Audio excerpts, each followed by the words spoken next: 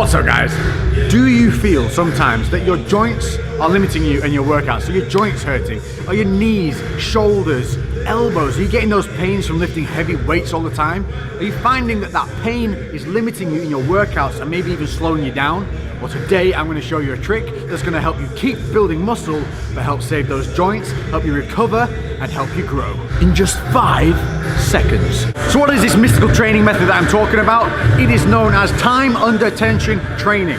This is going to involve eccentric loading, concentric loading, and isometric holds. But what it's not going to involve is you smashing your joints to pieces. This is not going to require heavy loads. It's going to require you to have a good mind to muscle connection, which is something we always want to build. And today I'm going to show you one exercise for every body part that you can put into your training routine to help you develop that muscle, but also give your joints that little bit of respite that they might need. You can put this into your normal routine. And obviously, as you get better at this, maybe put 2 exercises into each routine, but for starting out, just one will do the job. Let's crack on.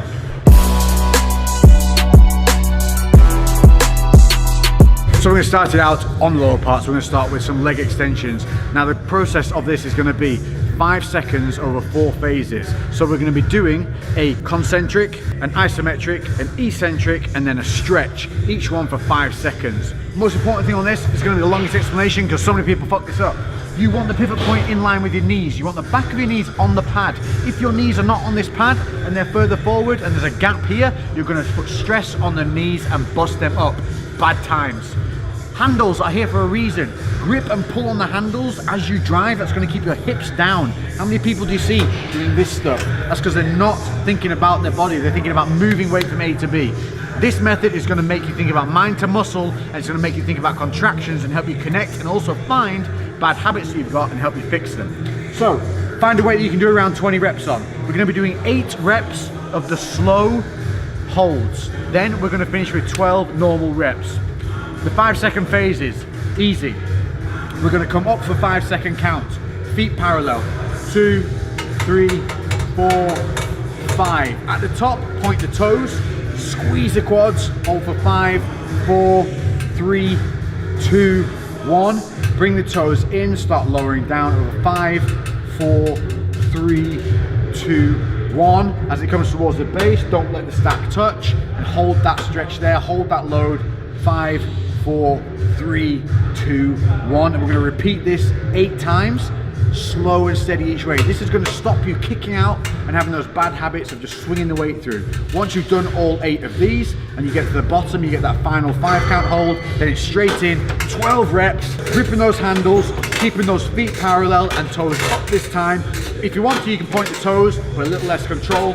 You're getting those 12 reps and you're going to really feel that burn and that blood right in the muscle. Once you hit that 12, down, rest. You're going to do 3 to 5 sets of this, and I promise you, you will feel nothing like it. You will have no joint pain, but maximum muscle activation. Next up, arms.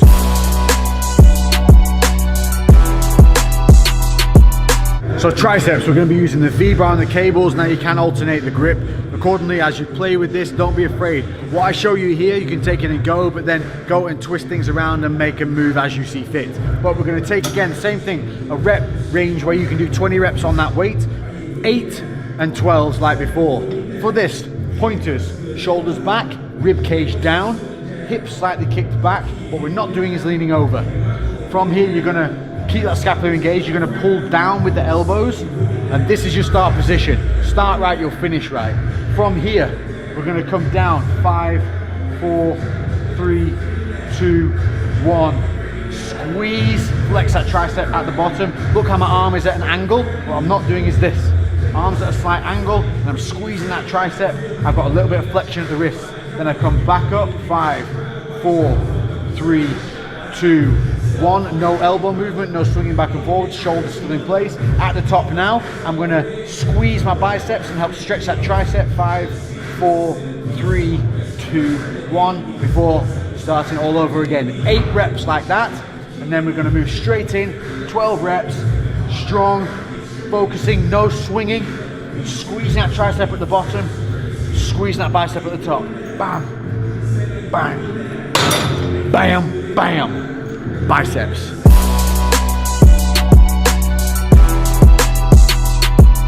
Bicep curls with the straight bar on the cables. Now we're doing it on the cables because it can offer constant tension if you put a little bit of a body lean on. But you can do this with dumbbells, you just got to be super controlled and not get lazy.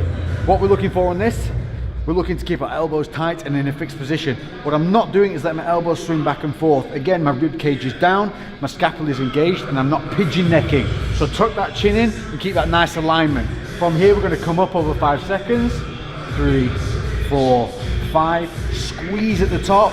1, 2, 3, 4, 5. Not doing this. Keeping those shoulders down now, because this is the point where people want to do that hunch over and shoulder release. We're going to release out away from the body. 5, 4. Now the biceps under tension. 3, 2, 1. Get to that bottom. Keep an angle on the arm now. That's going to keep tension on the bicep.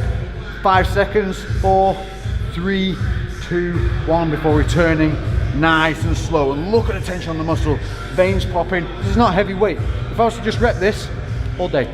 But you do it this way, you're creating overload with light weight.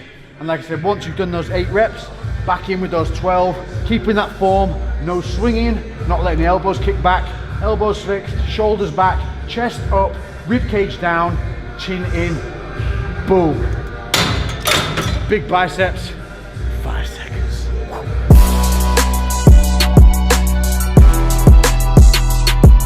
Next up, shoulder press. Now this is one that causes a lot of pain for a lot of people. It's also one where people have a lot of bad habits and get injured from it. By doing the slow work on this, by doing the time under tension, we're going to realize those bad habits and we're going to help create that mind to muscle and form connection. We're going to do this without a supporting back on this one. But if you find it's a little unstable without it, you can put the bench seat upright and have that as a rest point behind you. Bring the dumbbells up. We're going to turn them out. This is our start point. I want my rib cage down. I'm going to make sure my feet are planted, and from here I'm going to tilt the dumbbell heads in. Real little tilt, bing. This is going to keep it all focused on that shoulder. I'm going to come up over 5 seconds. 3, 2, 1. This is working my core and everything now. At the top, what I'm not doing, banging and touching. Coming up, straight arms, shoulders down, not hitching. Then coming back down the exact same way we went up, over 5 seconds. 2, 1, get to that base, keep that load point, don't let it touch the shoulders, hold for 5, and then repeat. Obviously once we get 8 reps in from these, then we're going to try and maintain that postural strength, rib cage down, keep it controlled, and rep 12 reps to the death, to the pump. And tell me, after doing that, give it one go, and tell me that doesn't feel as good as those heavy ass shoulder presses you ground through, gritted your teeth on, and ended up tearing up some fucking tendons.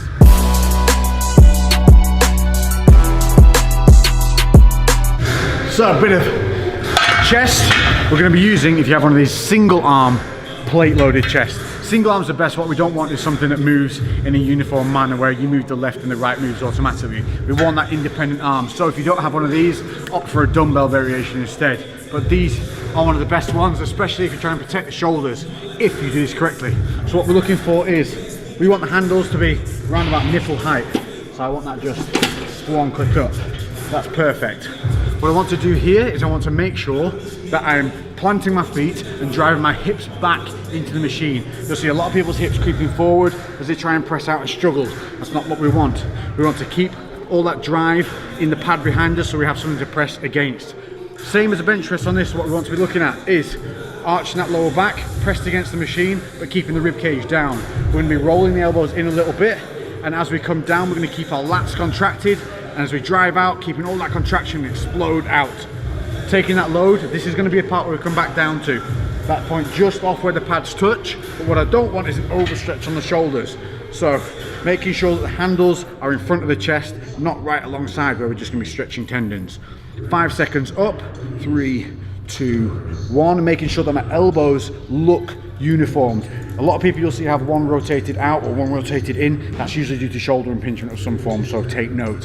Holding at the top, what I'm not doing is locking my arms out and putting all the load on the elbow. Keeping my shoulders back, and just before complete lockout of the joints, I'm holding it here, 5 seconds. Then eccentric, 5 seconds, and what I'm not doing on this is allowing the shoulders to hitch up and the elbows to come high. I'm keeping those shoulders down, chest up, rib cage down, driving my heels into the floor, hips back. 3, 2, 1. Then we get to that stop point, a natural stretch. Don't overstretch. That's your hold point for the 5, and then repeat. Obviously, once we've done this 8 times, just as before, we're going to get down to that bottom load, hold it for that final 5 before exploding back out now. Everything we've just engaged, everything we've just created in that mind to muscle connection, boom, 12 reps, squeeze, force that blood in, but make that muscle work. And we're only using a lightweight single 20k plates on the side. On that is going to be plenty for that. Again, a 20 rep range, and you will feel this in the chest. If you feel it in the shoulders, reset, adjust, learn, keep going.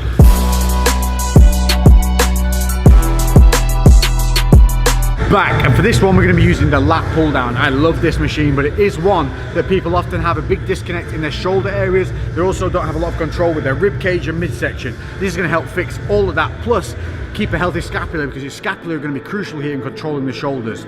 What we're looking for is not an overly wide grip. Grip to wherever is natural. If you're not over 6 foot, you don't need to be grabbing the edge of the bars. Just use your sense on where it feels good. We're going to grip just past the bend anyway.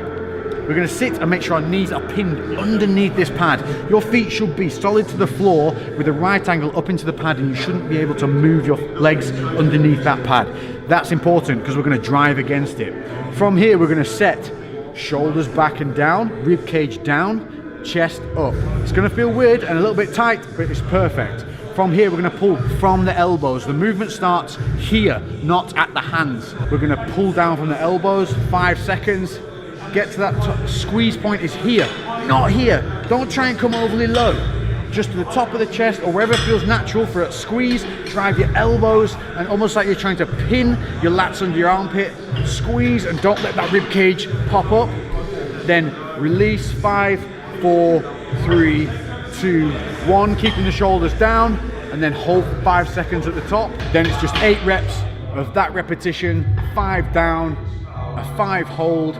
Making sure the shoulders aren't rounding forward, chest up, rib cage down, pull it as close to the face as possible. 5 on that way back up, and then we're going to rep those 12 reps again. But what we're not going to do is start fucking swinging. No aping around. What we want, keep that chest nice and high, put the rib cage down, arching the lower back, and we're going to pull through clean and rep. Thinking about those contraction points, and thinking about that controlled release. 12 reps, really feel that stretch, and you will feel that from here all the way down.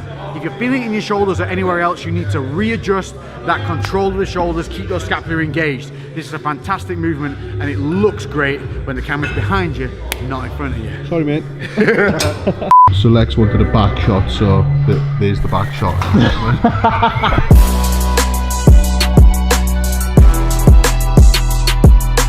Last but not least, we're back on the leg extension machine, and this one is for seated hamstring curls. The reason we're doing this over lying curls is because there is no lower back tension when we do it this way. So for setup on this, the same rules apply. We want our knees in line with the pivot point. We want that seat further back rather than too far forward, if anything. We're going to grip on the handles. As we curl under, what we don't want is to allow, as soon as we pull, those hips to shoot forward. You'll see this all the time. People end up halfway down the seat here. But what they're doing is using their body weight to pull the weight through. We're going to keep our grip on the handles. We're going to push our hips back. If you have a pad that comes across the knees here, what you can do is actually reach forward and lean and grab in front of you here, so that you end up with a heavier stretch on the negative. You're going to feel it way more. If you don't have it like we don't have here, we're going to push ourselves back into the seat. We're going to curl through with our heels, keeping our toes up. So we're going to curl for that 5 seconds. 4, 3, 2, 1. Squeeze at the bottom, and what you want to think about here is squeezing like you would squeeze a bicep. You should feel that. The hamstrings are the biceps of the leg. So squeeze, hold. What we don't want to allow is those hips to shift forward, knees to shift up. Everything stays down. The body's going to want to compensate. Fight it. Then 5 seconds hold, back up, eccentrically, 5 seconds. Again, don't let the hips shoot forward. Don't let those knees rise. Think about pushing your knees down through your legs as the feet come up.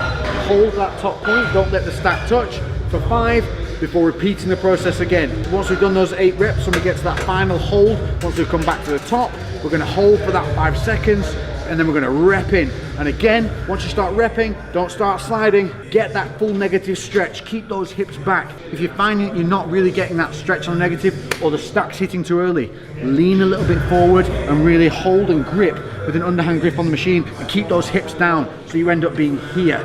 And then you're really going to be able to feel and control that stretch. This is vitally important to make sure you control the knees and the hips. This is going to burn like a mother. It is going to really, really hurt. It's going to test you. So start light. Think about control and contraction throughout all of these exercises. Control and contraction. But what it's going to prove to you is you have a good mind to muscle connection that you can build. You have errors that you're going to see from having to go slow rather than fast that you're going to be able to fix. And once you do that, when you translate this back into lifting heavy, those weights are going to move smoother, they're going to move more controlled, and more importantly, you're going to know what you can lift in real weight rather than just weight you can shift from A to B. As I've said before, I'll say it again. Don't shift it, lift it. I hope you've enjoyed this episode. This has been time under tension training. 5 seconds, 4 phases to a bigger, better you. Catch me in the next episode. If you have any comments, make sure to leave them down below. Hit that notification bell to make sure you're notified of all these videos so you don't miss out on anything. I'm Lex and I'll catch you in the next one. Boom, baby. Lately I've been doing shit different, cooking like a chef, I've been all up in the kitchen. Had to make a move, had to make a little distance. A lot of people tripping, they could never see the vision. Fuck that, tell them bounce.